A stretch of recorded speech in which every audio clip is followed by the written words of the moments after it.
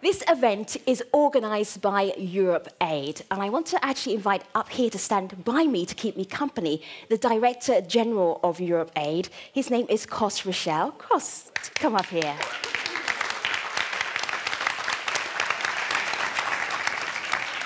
You've made the link in this event between culture and development.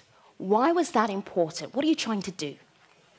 We have learned that culture is important for a number of reasons.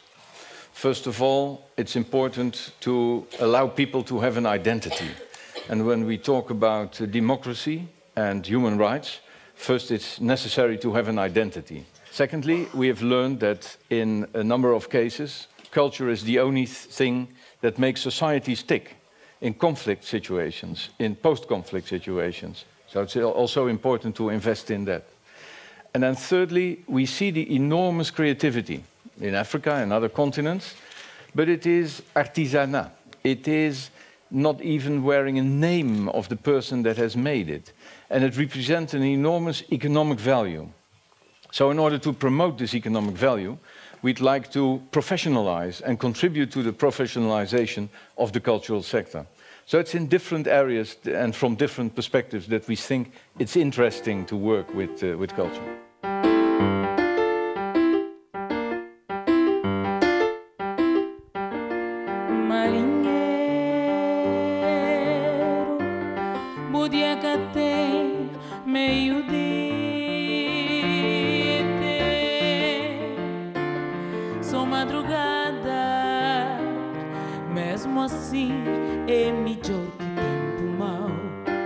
Culture is very much related to connectors. You know, we are all connectors. We connect different generations.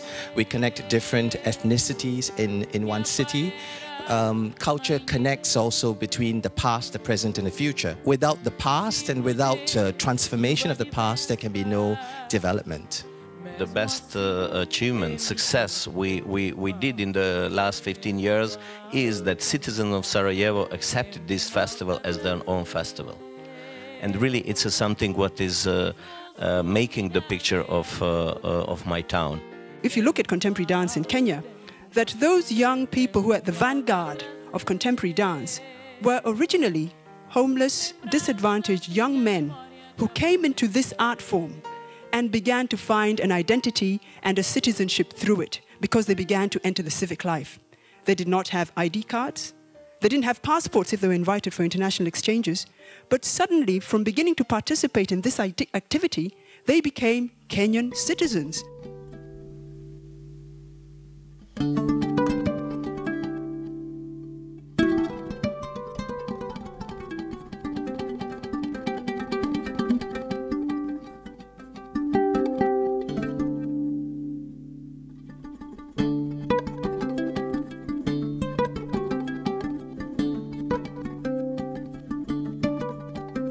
Culture is capital.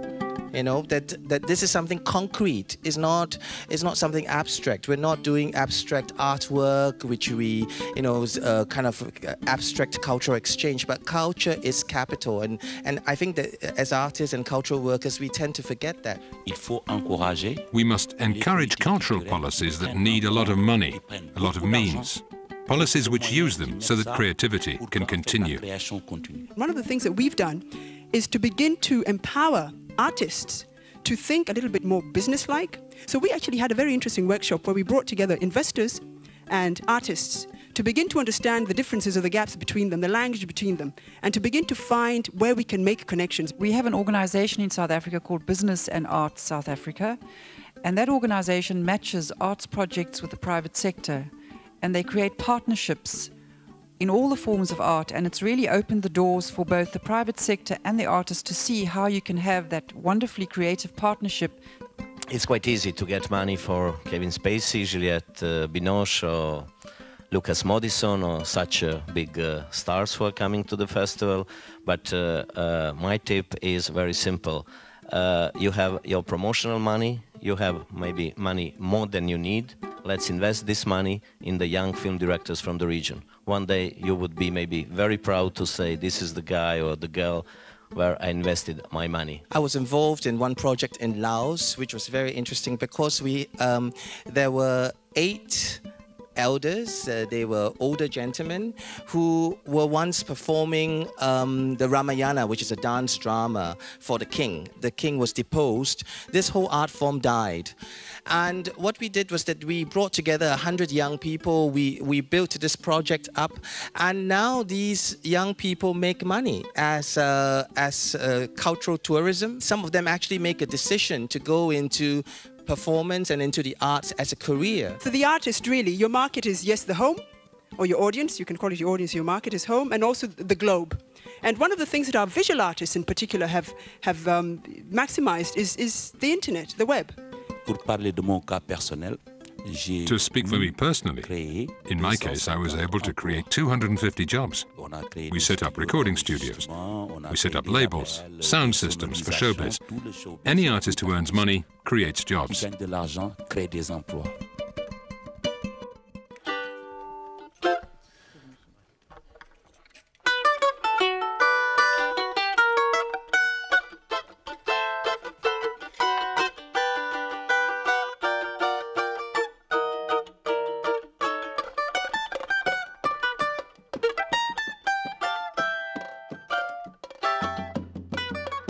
During apartheid in South Africa, the arts was very sidelined, South African arts, and yet despite that there was a struggle art going on, and the funding was just about zero, but the arts survived. So there's a soul in the arts that somehow steps beyond financial crunches or financial limitations or whatever you want to call it. The arts somehow will find a way to come out.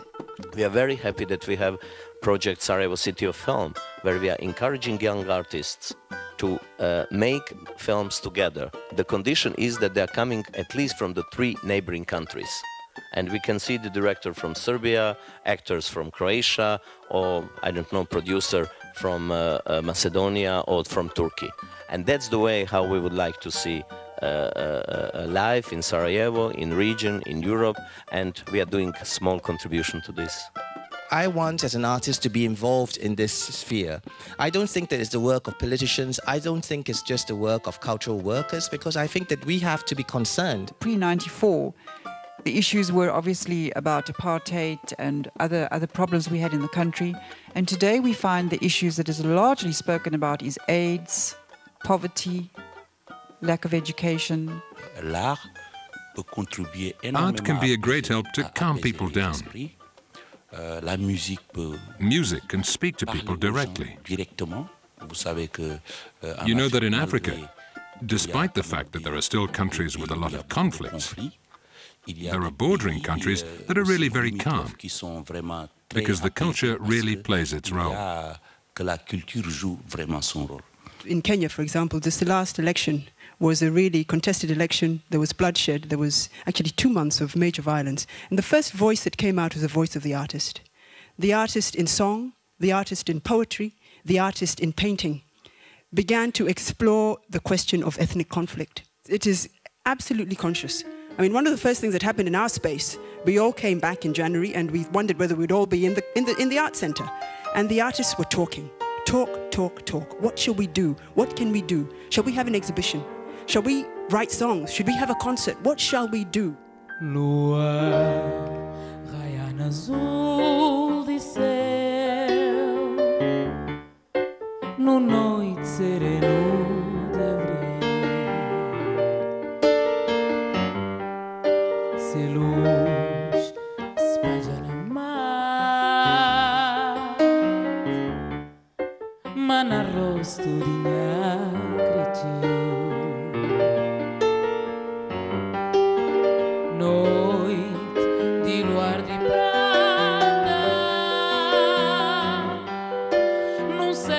Bordado de estrelas.